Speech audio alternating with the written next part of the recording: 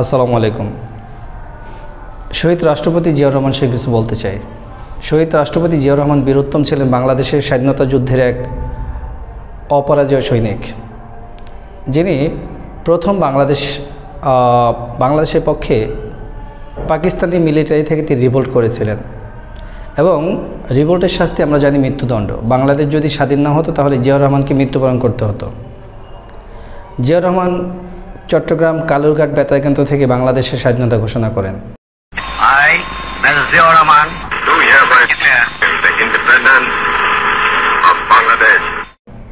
তার এই স্বাধীনতা ঘোষণাটি আমরা সবাই শুনেছি।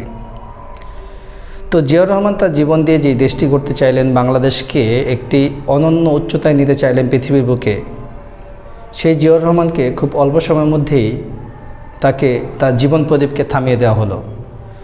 কনস্পাইরেটররা এখনও কিন্তু বসে নেই।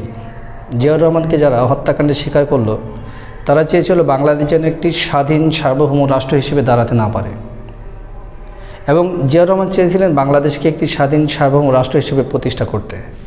তিনি খুব অল্প সময়ের মধ্যে বাংলাদেশকে অনন্য উচ্চতায় নিয়ে গিয়েছিলেন এবং তার যে অবদান বাংলাদেশের প্রতি, এটা হচ্ছে অপরিসীম। এমন একজন নেতাকে আমরা বাংলাদেশ হারিয়ে প্রতিটা মুহূর্তে আমরা টের পাই যে একজন জিয়াউর রহমান বাংলাদেশে কতটা গুরুত্বপূর্ণ এবং জিয়াউর রহমান যে ওই সময়ে খুব প্রাসঙ্গিক ছিলেন আমাদের বাংলাদেশের জন্যে, তা আমরা হারে হারে টের পাচ্ছি।